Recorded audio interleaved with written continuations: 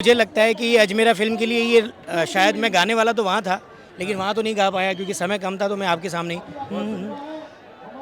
भारत माँ के मस्तक पर ये तीर्थ है तिलक जैसे, ये जैनों की भूमि है, अधर्म सहे हम कैसे, धर्म रक्षा हो तीर्थ रक्षा हो, जैनों की मांग यही, सरकार सुनो जन जन सुन लो, जैनों की मांग यही, जैनों की मांग यही। बहुत बहुत धन्यवाद। धन्यवाद। को काला दिवस मनाने के लिए मजबूर न करें। हमारे दिन, हमारे हमेशा दिन पवित्र थे, शुक्ल थे, सफेद थे और भारत देश की गरिमा के योग्य थे। ये हम लोगों की मर्यादा का दुरुपयोग न करके हम लोगों की मर्यादा को कायम रखें और हम लोगों को देश की पवित्रता, जो देश जाना जाता है कि जैनी सबसे ज्यादा देश की पवित्रता पर ध्यान रखते हैं, काला दिवस मनाने को मजबूर न किया जाए, क्योंकि काले दिवस मनाए जाते रहे हैं और मनाना पड़े हैं और जैनी को उतरना पड़ेगा। तो जिस दिन जैनी काला दिवस मनाएगा, समझ लेना देश का क्या होगा वह तो आप खुद विचार कर सकते हैं। इसलिए बहुत अच्छे तरीके से, अहिंसा और सत्य के तरीके से, गांधी जी की भाषा में आज हम सरकार को संदेशा दे रहे हैं। आप लोगों को भी ये संदेशा देना है कि हमारा संदेशा स्वीकार किया जाए। हम सब गांधीवादी हैं, हम सब गांधी विचारधारा के हैं, हम सब चाहते हैं कि हमारा देश आज सत्य और अहिंसा के पद पर सारे विश्व में सोने की चिड़िया के नाम से जाना जाए। भारत ही एक देश है जहां तीर्थ है, भारत ही एक देश है जहां तीर्थ है। वहां की तीर्थ है कहां? पर्यटन क्षेत्र कहां नहीं है भाई? पर्यटन क्षेत्र दुनिया में कहां नहीं है? सारे दुनिया में पर्यटन क्षेत्र बने।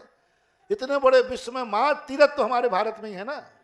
पर्यटन क्षेत्र घूमना है तो जाओ ना अमेरिका में, जाओ ना दुनिया के यहाँ, और यहाँ बना दो। सारे भारत में पर्यटन क्षेत्रों की भी कमी नहीं है। भारत में बहुत पर्यटन क्षेत्र, तीर्थ तो बहुत छोटे हैं, बहुत कम हैं। पर्यटन क्षेत्र ज्यादा है कि तीर्थ क्षेत्र ज्यादा है? पर्यटन क्षेत्र बहुत ज्यादा है। तो आप उनके जाकर उनको अच्छा कीजिए, उनका विस्तार कीजिए। हम सब सहयोग देते हैं, सहयोग की कामना करते हैं कि देश भी पर्यटक स्थल बने। लेकिन इसका अर्थ ये नहीं है कि प्रत्येक व्यक्ति की घर ही पर्यटक स्थल बन जाए। घर ही पर्यटक है, तुम कहो कि महाराज आप पर्यटक के समर्थन, मैंने पूरा समर्थन हूं, तो हमारे जैनियों घरों को पर्यटक स्थल बना दो। तो घर पर्यटक स्थल बन जाएगा तो फिर क्या रहेगा? तो कम से कम घर को छोड़ो, मंदिर को छोड़ो, तीर्थ क्षेत्रों को छोड़ो। ये पर्यटक क्षेत्रों से परे हैं। बहुत अच्छी बात। किसी ने कहा कि यदि मान लीजिए तुम्हारे पैसे की जरूरत है तो जैनी तो सबसे ज्यादा टैक्स भरते ही हैं।